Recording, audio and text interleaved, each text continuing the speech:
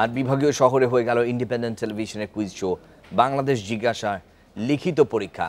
উত্তীর্ণ ৬৪ জনের নাম ইন্ডিপেন্ডেন্ট টেলিভিশনে প্রকাশ করা হবে আজ রাতেই। এছাড়া বাংলাদেশ জিজ্ঞাসার ওয়েবসাইটে লগ ইন করেও ফলাফল জানা যাবে। এই প্রতিযোগিতার বিজয়ী পাবেন ১ কোটি টাকা পুরস্কার।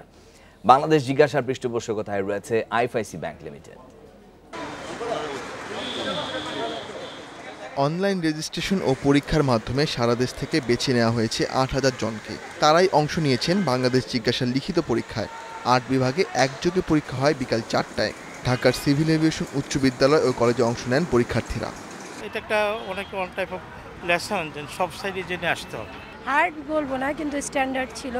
আর রিসেন্ট ইনফরমেশন অনেক বেশি ছিল। আমরা তো অনেক কিছুই পড়েছিলাম, শুধু দেখলাম বাংলাদেশ থেকে কোশ্চেন আসছে। ৩:৩০টার আগে থেকেই চট্টগ্রামের কলেজিয়েট স্কুল অ্যান্ড কলেজে ভিড় করতে থাকেন পরীক্ষার্থীরা।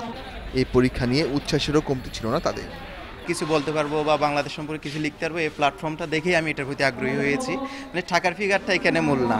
আমাদের বাংলাদেশ সম্পর্কে যতটুকু জানছি, তো সেটা হচ্ছে বাংলাদেশকে জানা, নিজেকে জানা, আমি আমার দেশ সম্পর্কে কতটুকু জানি সেটা জানার জন্যই হচ্ছে এই পরীক্ষায় অংশগ্রহণ। মেধা যাচাইয়ের এই পরীক্ষায় রাজশাহীর মডেল স্কুলে উপস্থিত হন অংশগ্রহণকারীরা। ৮ কেন্দ্রে পরীক্ষা দিয়েছেন বিভিন্ন শ্রেণী, পেশা ও বয়সের প্রতিযোগী। যে আমরা এরকম একটা পরিসরে পরীক্ষা দিতে পারলাম, বা ধন্যবাদ জানাচ্ছি আমি আইএফআইসি ব্যাংকে এবং ইন্ডিপেন্ডেন্ট টেলিভিশন। বিভাগে শুধু ৮ জন না, বিভাগে কেন ৮ জন হবে? ১০০ জনকে টিকান, তারপরে মেধা যাচাই করেন। এভাবে নিলে তো আসলে আমরা পরীক্ষা ভালো দিয়েছি, কিন্তু টিকবো কিনা জানি না। খুলনার পায়োনিয়ার মাধ্যমিক বালিকা বিদ্যালয়ে অংশ নেন প্রায় ১,০০০ পরীক্ষার্থী। সবাইকে এই সমস্ত পরীক্ষায় অংশগ্রহণ করা দরকার এবং আরও অন্য প্রতিষ্ঠানদেরকেও এই টাইপের অনুষ্ঠান করার জন্য আমি সবাইকে আগ্রহ জানাচ্ছি। বাংলাদেশ সম্পর্কে যদি আমার পড়াশোনাটা কমপ্লিট থাকে তাহলে এটাতে টিকা সম্ভব। বরিশালের বিএম স্কুলেও ছিল অংশগ্রহণকারীদের ভিড়। মূল পর্বে যাওয়ার আশা প্রকাশ করেন তারা। যতটা হার্ড ভেবেছি ততটা হার্ড হয়নি, মোটামুটি ভালো।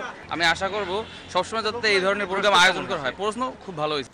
সিলেটের বাংলাদেশ ব্যাংক স্কুলেও ছিল প্রতিযোগীদের দীর্ঘ লাইন।